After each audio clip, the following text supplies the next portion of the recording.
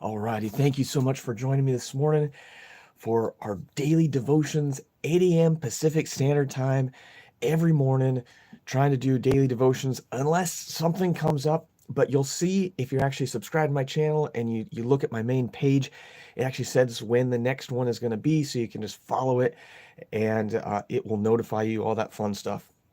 So today we are in Matthew.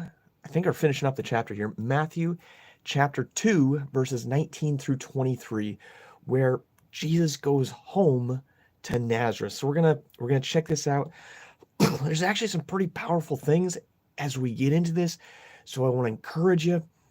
Please follow, please watch to the end. It's a pretty powerful devotion. I was super affected with it when I was studying into it. So here we go.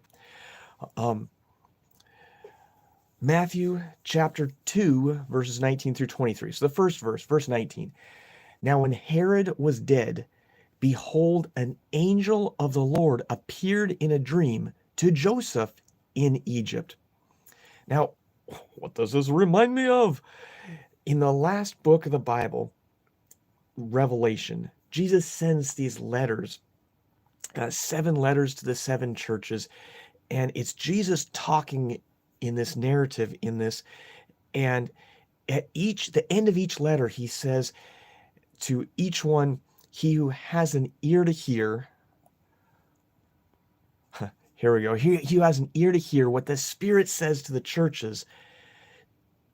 And do you and I have, that's the question, do we have an ear to hear what the Spirit of God is wanting to speak to you and me about today? Are we willing to listen, or are we just going to put our fingers in our ears so that we're not going to pay attention? Are we willing to respond and to obey what he says? So let's hear what he wants for us for today. So we're continuing on. Verse 20. This is Matthew chapter 2, verse 20. One more time. Let's see. Sorry. Verse 20 says, saying, arise, take the young child and his mother, and go to the land of Israel, for those who sought the young child's life are dead. Verse 21, then he arose, that's Joseph, arose, took the young child and his mother, and came to the land of Israel. One more time, we've seen this in devotions in the past with Joseph, and we're just going verse by verse through Matthew right now. And so you can follow as we go through. But we see it one more time, how Joseph, he kind of gets a little bit of the short end of the stick when it comes to fame and notoriety in most of our Christmas celebrations and whatnot. This dude was amazing when it comes to his faith. So look what happened here. He doesn't plug up his ears when the angel comes and talks to him. He listens.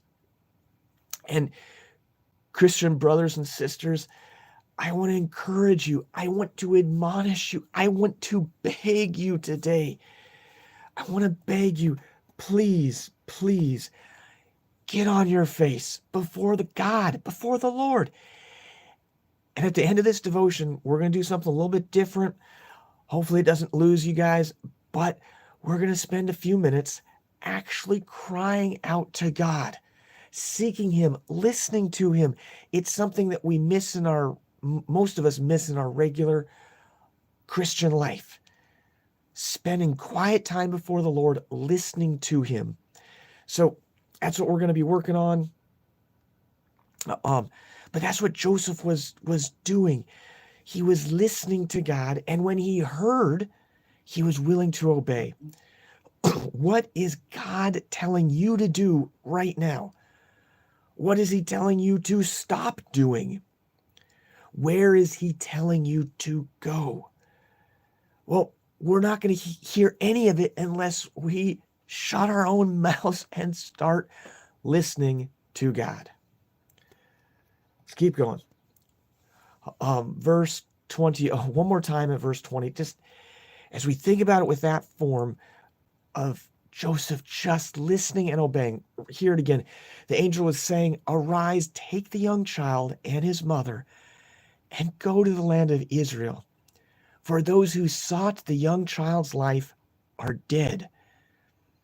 Then he arose, took the young child and his mother, and came to the land of Israel. Today, verse 22, but when he heard that Archelaus was reigning over Judea instead of his father Herod, he was afraid to go there. And being warned by God in a dream, he turned aside into the region of Galilee. Today, right here, we have this redirected path. Check this out. He was heading in one direction, and God redirects him. Because of who was in charge, he redirects him. God's not always going to give you the entire path, the entire thing. Sometimes he might give us a little part, a little puzzle piece. We need to continue to seek him for the next little piece of the puzzle that he has next. What does this mean? We need to regularly be in conversation with God, who created the entire universe. This is a huge part of our Christian walk. In Luke 11:9, it says, "So I say to you, ask, and it will be given to you. Seek, and you will find. Knock, and the door will be open to you." The way that the structure of these words is, it's an active word. Basically, it's saying, ask and keep asking. Knock and keep knocking. These are important that we don't just stop at the very beginning. So we need to be seeking God. God, what do you have for me today? Crying out, spending time, investing time. God, please show me that next puzzle piece. The puzzle piece for today, so that I can be faithful and follow and obey what you, Father, have for me for today. Verse 23. This is Matthew chapter 2, verse 23, which says, "And he came and dwelt in a city called Nazareth, that it might be fulfilled, which was spoken by the prophets. He shall be called a Nazarene."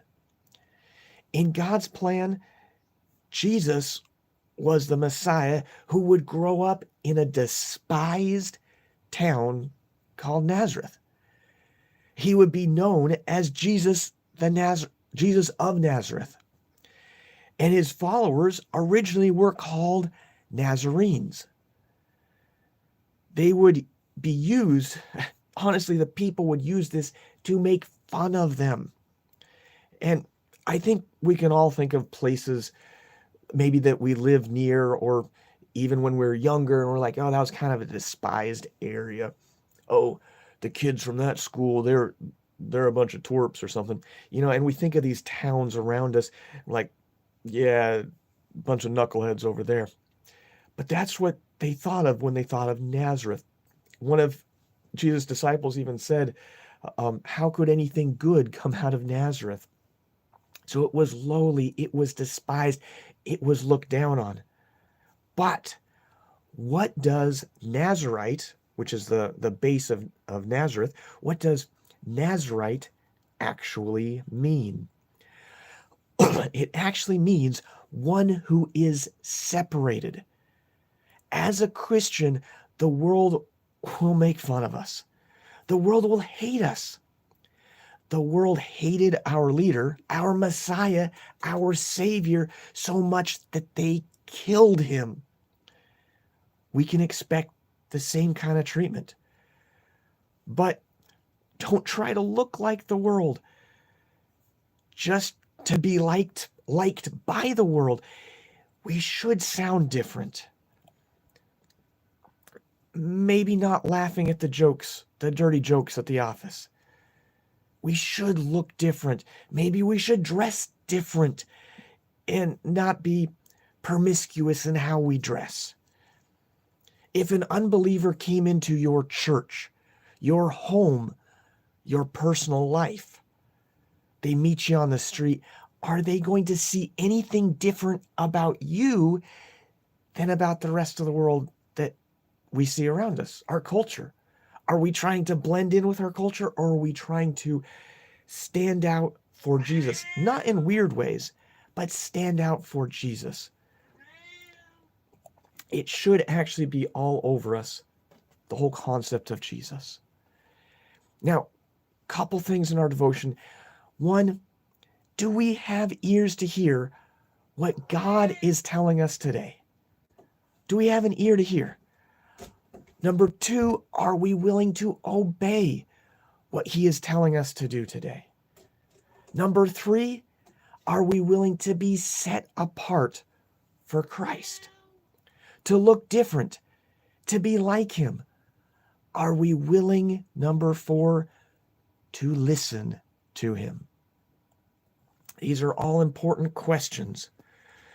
Now, I'm going to put, I don't know if you saw at the beginning, but I had a 5-minute timer at the beginning. We're going to put a 5-minute timer on right now. And if you have time, I want to encourage you, let's seek God together for these 5 minutes. And when the music ends, let's come back together and let's actually share what God is doing in my personal life, how God is speaking to me for life for today. And I honestly think God wants to use us today to be his hands and his feet. So, okay, here comes the 5-minute timer, and let's be quiet. Even my kitty needs to be quiet. Let's be quiet, and maybe even write down. You can type it in, you can write it on your paper or something. Write down how God is speaking to you through this quiet time today. So let's get right into it.